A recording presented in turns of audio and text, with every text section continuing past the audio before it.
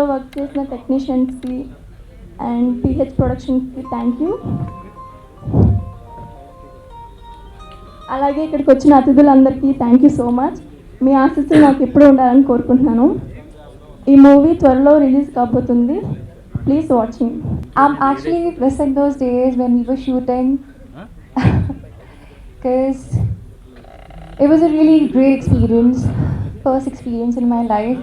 I was shooting a movie and the guy who really supported me and made me understand everything, mistakes, but yeah, he understands everything. And yes, we had a lot of fun and I'm just waiting for the movie and please go and watch. It's a really nice movie. I hope you all like it. Please go and watch. Thank you. అమెరికాలో ఒక డాక్టర్గా ఉండి ఒక ప్యాషన్తో continue సినిమాలు చేస్తూ ఇవాళ ఇక్కడ మనకి ఎంప్లాయీస్కి కానీ అందరికీ కానీ ఆయన కంటిన్యూ సినిమాలు చేస్తూ వాళ్ళకి ఆపర్చునిటీ ఇవ్వడానికి ఇక్కడ ఉన్న ఒక ఆయన ప్యాషన్తో ముందుకెళ్తాం అనేది చాలా అద్భుతం. అలాగే పొలిచేర్ల అరుణాథ్ గారు ఎవరో నాకు తెలియని రోజుల్లో చంద్రహాస్ అని చెప్పి ఒక సినిమా చేశారు. ఒక ఖడ్గం అది ఉంటుంది.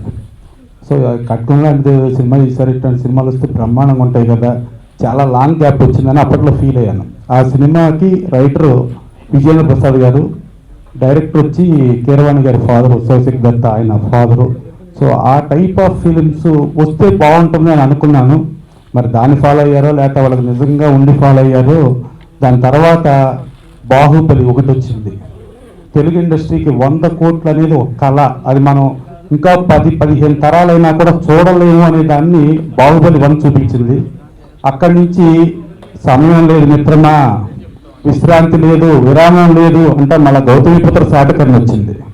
దాని తర్వాత వాళ్ళ బాహుబలి 2 అంటే 100 కోట్ల నుంచి వాళ్ళ 1000 కోట్లకి వెళ్ళిపోతావా అనే రేంజ్లో బాహుబలి 2. వీటికి ఇన్స్పిరేషన్ నేను ఆ రోజుల్లో ఆ చంద్రహాస్లో ఆ ఖడ్గం చూసి అలా వస్తుందని చెప్పి అని అనుకున్న దాని నుంచి వాళ్ళ నా కోరిక తీరింది. అలా కోరిక తీరటానికి ఇన్స్పిరేషన్గా చంద్రహాస్ చేసిన హరినాథ్ పులిచర్ గారు చాలా అద్భుతం. అట్లాగే ఆయన కంటిన్యూగా చూసుకుంటే ఒక కళ్యాణి సూర్యకిరణ్తో చాప్టర్ 6 అని, తర్వాత హోప్ అని అలా కంటిన్యూ సినిమాలు చేసుకుంటూ వచ్చి ఇవాళ ఆయన ఎక్కడైతే ఈ సినిమాలకు ఇన్స్పిరేషన్గా ఉండి చేశాడో ఇవాళ ఉన్న ట్రెండ్ ఎట్లా ఉందంటే హారర్ ట్రెండ్ ఉంది. ఎక్కడైతే భయం ఉందో ఆ భయం ఉంటే ఇమీడియట్ ఆడియన్స్ విపరీతంగా థియేటర్ హౌస్ఫుల్ రేంజ్లో వచ్చేస్తున్నారు. ఇవాళ ఆ రేంజ్లో టిక్ టాక్ అనే సినిమా చేశారు. టిక్ టాక్ ఆ టైటిల్ చూస్తేనే ఎమ్మటి ఏదో కమలాసన్ గారి టిక్ టిక్ సినిమా ఉంది కదా అని చెప్పి టక్కున అది గుర్తుకొచ్చింది. సో అలా గుర్తుకొచ్చే రేంజ్లో ఒక అద్భుతమైన టైటిల్ పెట్టి ఒక ఆర్డర్ పెట్టి ఒక భయం కలిగించే సినిమా తీస్తే డెఫినెట్గా దీనికి ఆడియన్స్ వస్తారు. ఈ సినిమా టిక్ టాక్, ఈ టిక్ టాక్కి పనిచేసిన అందరికీ నా కృతజ్ఞతలు తెలుపుకుంటున్నాను. ముఖ్యంగా all the crew including my caste, ఇక్కడ నిషికంద, తర్వాత వచ్చేసి మౌనిక, మన రాహుల్, ఆనంద్, ఇంకా మిగతా క్యారెక్టర్స్ కూడా చేసిన వాళ్ళు, ప్లస్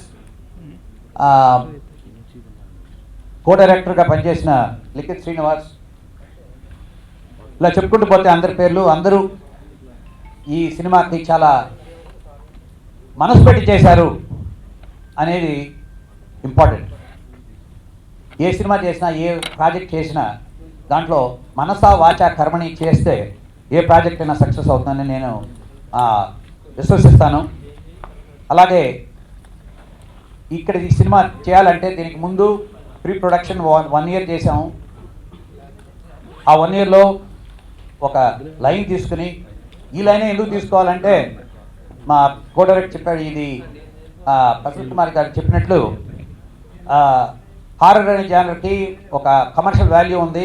ఓపెనింగ్స్ వస్తాయి.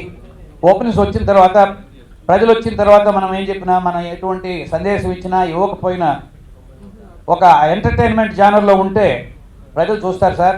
దాని తర్వాత మీరు కావాలంటే ఎటువంటి సందేశం ఇచ్చినా కూడా వాళ్ళు తీసుకుంటారు అన్న విషయం నాకు మనసుకు హత్తుకుంది.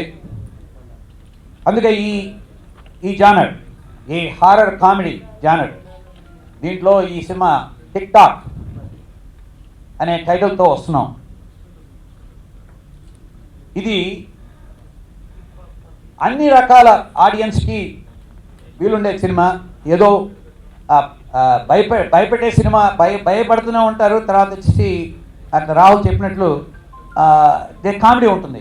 ఆ సినిమా అంతా కమిడియన్స్ మీద, తర్వాత వచ్చేసి ఎంటర్టైన్మెంట్ మీద జరుగుతుంది. ఇప్పుడు మీరు కమర్షియల్ చూశారు, దాంట్లో దయాలకి మనుషులే భయపడాలా అన్న క్వశ్చన్, అంటే దీంట్లో దయ్యాలు ఉంటాయి అని చెప్పేస్తున్నాం ముందే. సో ఈ జానర్ ఏంటి అని చెప్పేస్తున్నాం. ఏ సినిమా అయినా ఓపెనింగ్స్ రావాలని చెప్పాను. అలాగే కమర్షియల్ వాల్యూ ఉన్న సినిమాని మీ ముందుకు తీసుకురావాలంటే ఎక్కువ థియేటర్లు పెట్టాలంటే మీకు తెలుసు, ఈ టైంలో థియేటర్స్ రెంట్లు కట్టి దాని తర్వాత దాన్ని ప్రమోషన్ చేయాలి. ఇవన్నీ చేసుకుంటాము. చేసేదానికి ఏం వెనకాడము. ప్రజల ముందుకి వస్తున్న ఈ మంచి ఎంటర్టైన్మెంట్ని అందరూ ఇంటిల్లిపాది చూస్తారు, ఆనందిస్తారనేసి విశ్వసిస్తున్నాను. ఇంకా చెప్పుకుంటూ పోవాలంటే చాలా విషయాలు ఉన్నాయి ఈ మూవీకి. ఒక సాంగ్ పిక్చరైజేషన్ ఇంతవరకు తెలుగు ఇండస్ట్రీలో ఏ విధంగా చేయలేని విధంగా చేసి మీ ముందుకు తీసుకొస్తున్నాము. ఇది ఒక డ్యూయట్. సో మీరు సినిమా చూసినప్పుడు తెలుస్తుంది. అలాగే ఒక మాస్ సాంగ్ ఉంటుంది ముందు, తర్వాత వచ్చేసి కమర్షియల్ ఎలిమెంట్స్కి అయిన ఐటమ్ సాంగ్ ఉంటాయి, 3 ఫైట్లు ఉంటాయి, కామెడీ ఉంది, దాని తర్వాత వచ్చి కామెడీ డైలాగ్ ఉంది. వెకిలి కామెడీ ఏమి లేదు. తర్వాత వచ్చేసి ఎక్కువ అశ్లీలత ఉన్న సన్నివేశాలు ఏమి ఉండవు. సో అందరూ వచ్చి ఈ సినిమాని ఆదరిస్తారని నేను విశ్వసిస్తున్నాను. రాబోయే 2 ఏళ్లలో అట్లీస్ట్ 4 more మూవీస్ తీయాలనేసి దృఢ సంకల్పంతో ఉన్నాను. 2-3 స్టోరీలు కూడా వింటున్నాను. So thank you for coming today.